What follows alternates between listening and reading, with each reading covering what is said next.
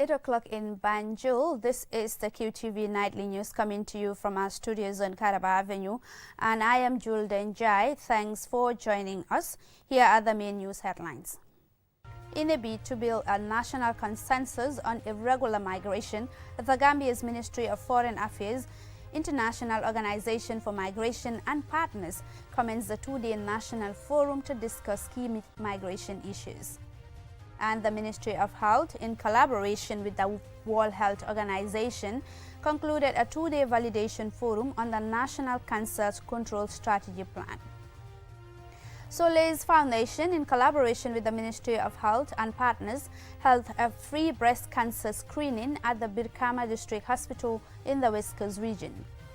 Now, 2 years after its establishment, our regional correspondent Bakari Balde revisited the only technical senior secondary school in Tonya Taba village in the Lower River region to find out how the institution is faring. In international news, today, the 27th of December, is International Day of Epidemic Preparedness, which highlights the pivotal significance of preemptively preventing, preparing for, and collaboratively addressing epidemic outbreaks. These and other stories coming ahead in the next hour.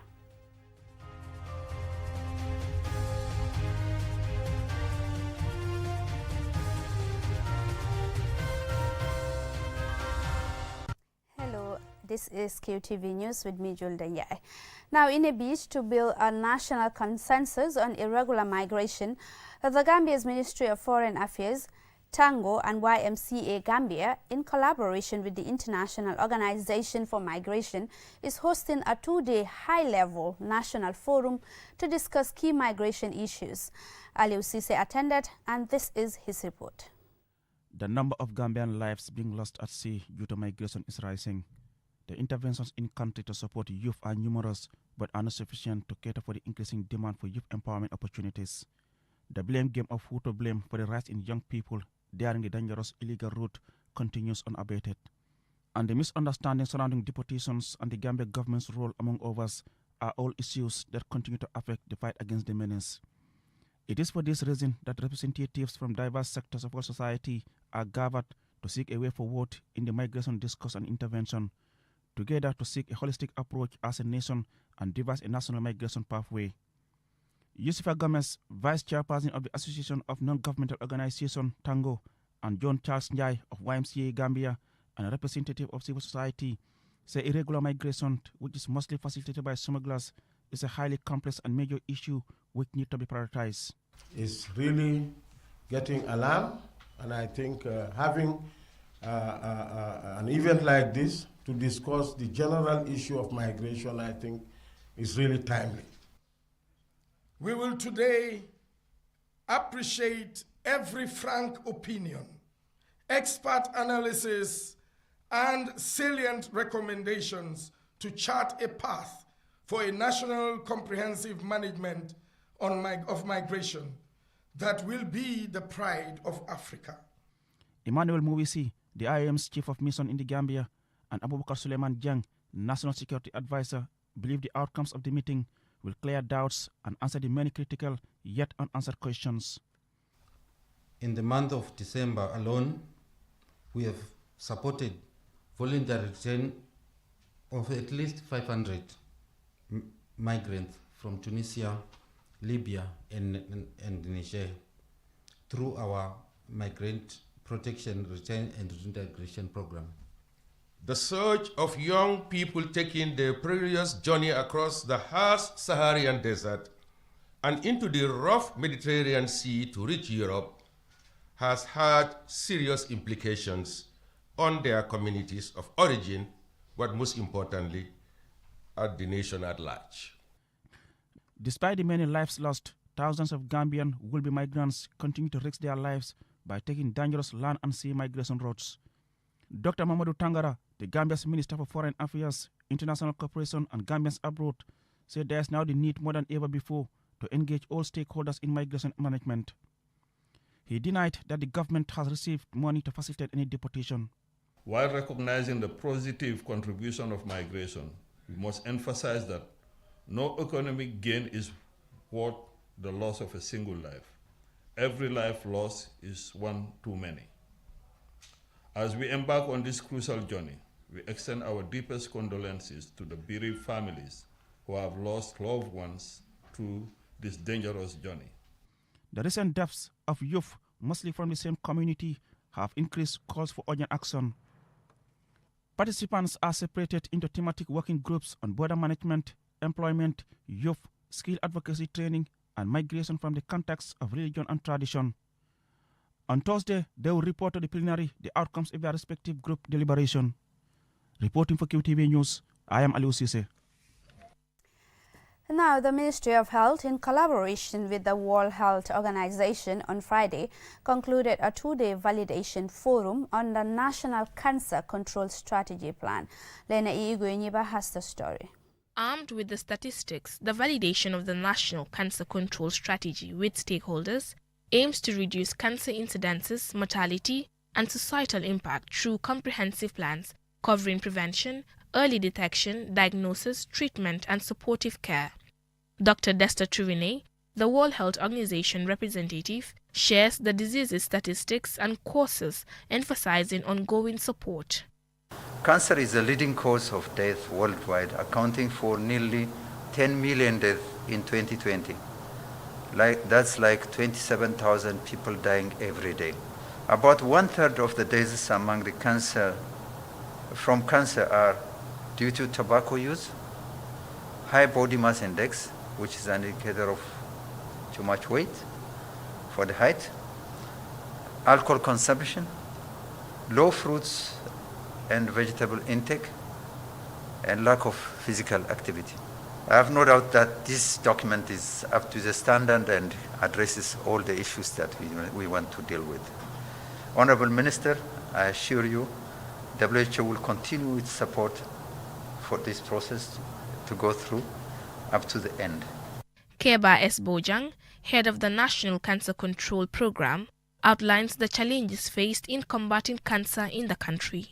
In terms of equipment, we are limited in terms of human capacity because in the whole country, we only have one oncologist. An oncologist is a specialist doctor when it comes to cancer. So for a population of about 3 million, we only have one. When it comes to equipment, for example, in the Gambia, we only have one MRI machine. And that MRI machine, when you look at the Tesla, is not up to what is needed when it comes to cancer. So all these things are things that we need to work on to be able to achieve what we want. Dr. Ahmedul Lamin Samate, Minister of Health, details the strategic document scope and how they address the challenges in tackling cancer.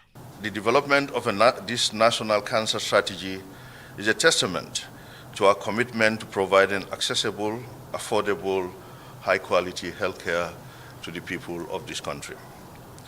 This strategy is not just a document, it is a roadmap that outlines our collective vision for a future where cancer is not a death sentence, but a manageable and, where possible, preventable condition.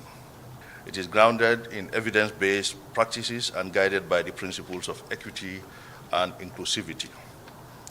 Our goal is to leave no one behind, ensuring that every Gambian, regardless of their background, has the opportunity to live a healthy life free from cancer.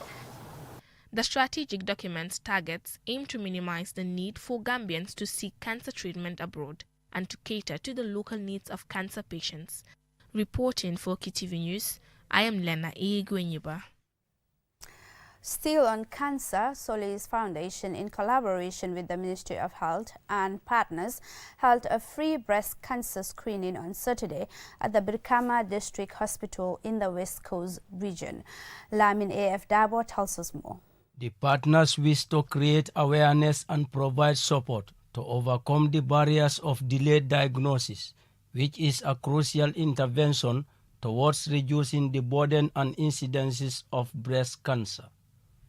The officer in charge of Brikama District Hospital, Lamin Sanyang, in his welcoming remarks, thanked Solis Foundation and Max Line for choosing the region's biggest health facility to conduct such an important activity. So he also give this advice to every woman or a man to be using our clinics, because we have clinics everywhere, We have health facilities everywhere. I think health service is very close to our doorsteps now. Let's use them. Let's use our professionals even at home, at least to have us examine, then we'll be able to at least take care of certain things and reduce the mortality of the disease. The governor of West Coast Region, Usman Boja, explains the importance of coordination among partners in providing services to the public.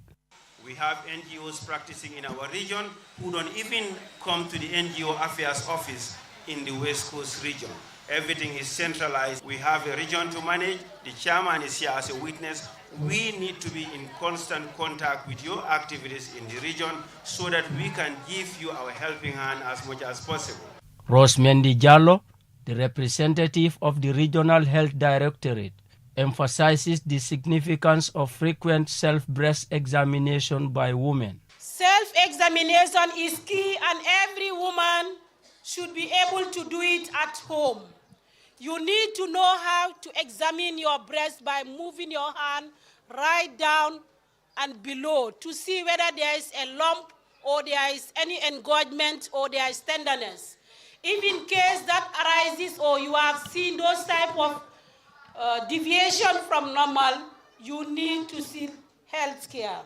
Yankuba Dabo is the chairman of Brikama Area Council.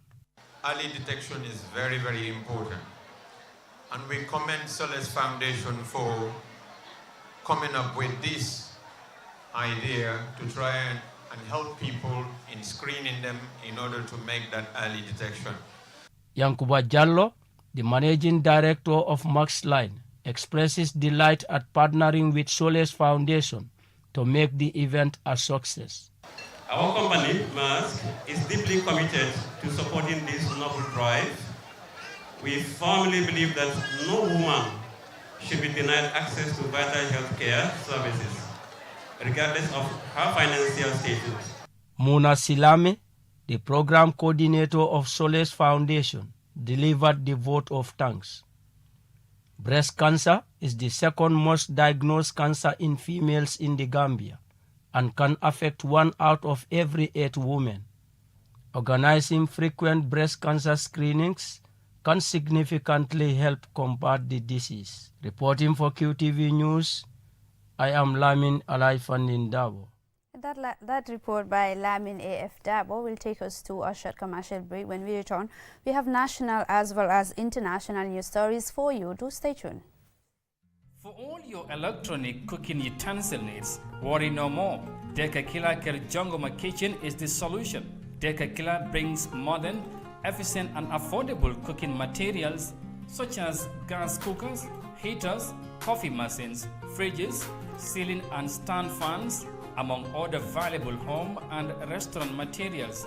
Located at Serekunda Bambo opposite Sanchaba Garas, Deka Killer is making fun life easier by offering you guaranteed and cost-effective electronic cooking materials. You can contact us on 348-2307 or 728-5372. We are also on Facebook, Deka Killer The Gambia. Email dekakillergambia@gmail.com. Deka Killer Jongoma Kitchen is the solution for all your home appliances and electronic cooking utensil needs. Roast now, Deka Killer making fun life easier. Deka Killer everything for cooking. Deka Killer is the right place to be. Kamala Beach Resort, Oceanfront, presents the grand, spectacular, mega explosive New Year's Eve upmarket gala dinner with a difference. With the Cora Prince, Africa's rising star, the melody voice of Manding, Sidiki Jabati, taking the nation by storm, and the soulful voice of the nation's pride, Barhama Jama, an unforgettable night, the fireworks display, tables, gold, $50,000 C, platinum, $65,000 C, time 8 p.m. onwards. For reservations, call 594-7777. Proudly sponsored by QCell, Sunu Boss. Happy New Year to you all.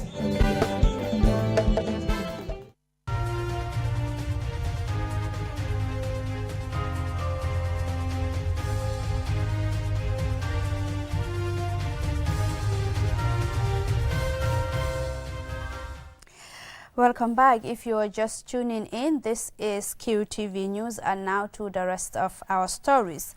Now, 2 years after its establishment, our regional correspondent Bakare Balde revisited the Technical Senior Secondary School in the provincial Gambia in Tonyataba village in the Lower River region to find out how the institution is faring. Let's have more details of that in this report. Tonyataba Technical Senior Secondary School was built by the Gambia government with support from the MRC Holland and Karamba Foundations to promote TVET education in rural areas. The school offered training in metal and woodworks, home science, electrical, computer, automotive, among other vocational subjects. Modi S5, the school principal, believes investment in the technical sector will discourage irregular migration and create job opportunities for young people. He suggests what needs to be done at the grassroots level. Most of the students who are coming, they don't have technical background. So when they come to grade 10, you realize that they have to study technical subjects from there. So I want to urge, let's say, the system to change. Let them start the technical subjects in, if possible, the lower basic, and let them be compulsory. In fact, if I were to decide, the technical subjects should be the compulsory subjects. I engage some of the teachers in their various classes. We need internet a lot. We need to be researching. We are technicians. And then now every day, not only being IT, but the world is developing and advancement is happening. So you cannot only stay within the four corners of the class and then you expect to know everything when you are not having access to the world or to the wide world. So we need internet for easy accessing of our. Since the opening of the school, even a single spoon, we are not having even a single spoon in this home science lab. But alhamdulillah, this year we are having many spoons here, and knives and forks, and some of the plates. You can even see we are having gas over here. So beginners, normally what we do with them is construction of joints, making some of these joints, because even worse, that's where they will be exposed more. You understand? They will be we will be teaching them how to make joints, how to make different materials. Like the other day, I made a surat here, we also made hangers, so we'll be teaching them different joints. Munir Kande, the head boy, and Fatmata Fati, the head girl of the school, tell us why they choose technical subjects. Now this current generation, we are living this normal educational life is not working for some of the youths and the girls. So for me, I choose this technical school as my future career.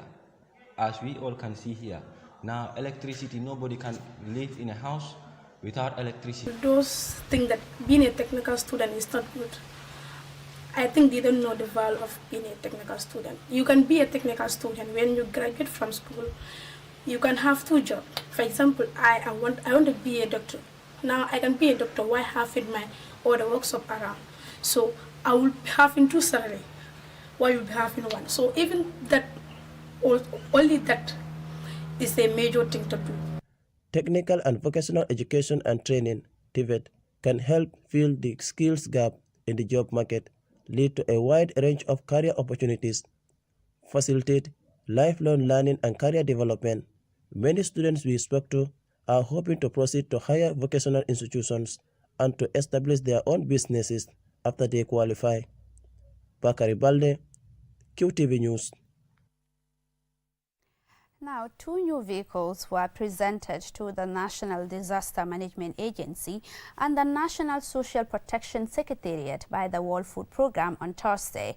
I attended the handing over, and this is my report.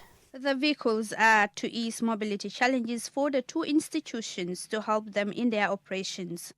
Miranda Sende, the World Food Programme's country director, expressed appreciation for the collaboration. We are committed to continue this collaboration in the future. So under your leadership and that of the vice presidents, we are really proud to hand over the vehicles to you in terms of to strengthen first the projects that we are working in together, monitoring them and looking at the different things that are happening in the field is the priority for handing over the vehicles. Mamadou Diba, National Coordinator of the National Protection Secretariat, and Lamin Mas, Director of Administration at the National Disaster Management Agency, commended the World Food Programme for easing their mobility challenges. As they always say, more is always better. So Alhamdulillah, we had a fleet that was helping us. But of course, the fleet is also getting old as you go, and then maintenance is always high when the vehicles are getting old. So having a new addition to the fleet will be extremely important as we also, expand our activities further down in collaboration with our partners in the regions. So I think the vehicle is timely, and it is going to be very helpful in terms of our mobility. Thank you so much. The provision of this vehicle is in no small way going to contribute a lot in strengthening that position for us to be able to collect data in the regions. And in terms of response, in terms of mitigation, and all other disaster risk reduction mechanisms, the provision of this vehicle will definitely help in assisting us in doing that. So I want to applaud WFP because they have been in the lead within all the UN agencies in terms of disaster risk management. The World Food Programme is among the leading humanitarian organizations saving and changing lives, delivering food assistance in emergencies, and working with communities to improve nutrition and build resilience. The World Food Programme has also supported other institutions with vehicles, including MOPSI and the Gambia Red Cross Society. For QTV News, I am Julde Njai. Let's now look at news beyond our borders.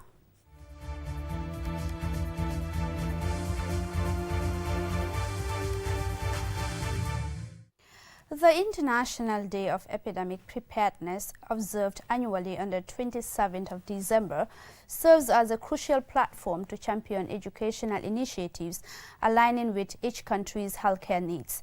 This day underscores the pivotal significance of preemptively preventing, preparing for, and collaboratively addressing epidemic outbreaks. Lena Igwenyiba has the details.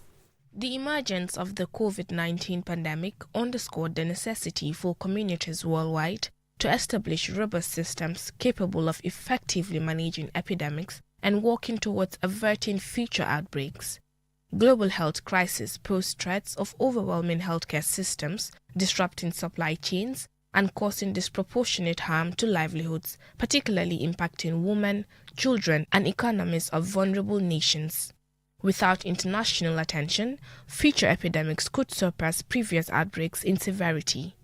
There is a pressing need for awareness campaigns, information exchange, scientific knowledge dissemination, quality education, and advocacy programs on epidemics at local, national, regional, and global levels.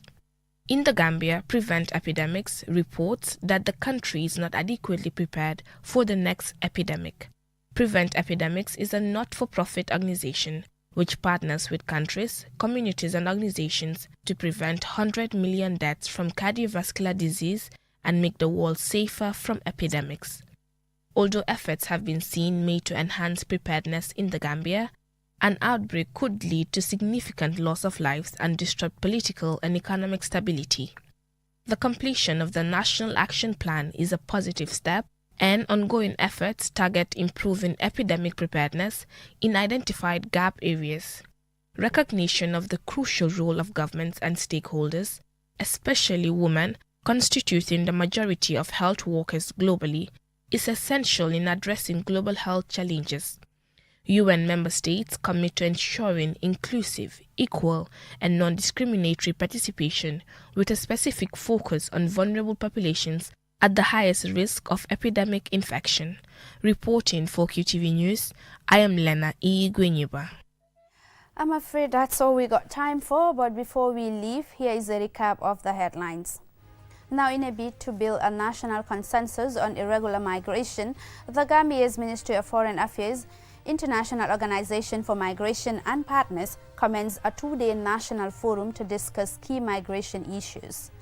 and the Ministry of Health, in collaboration with the World Health Organization, concluded a two-day validation forum on the National Cancer Control Strategy Plan.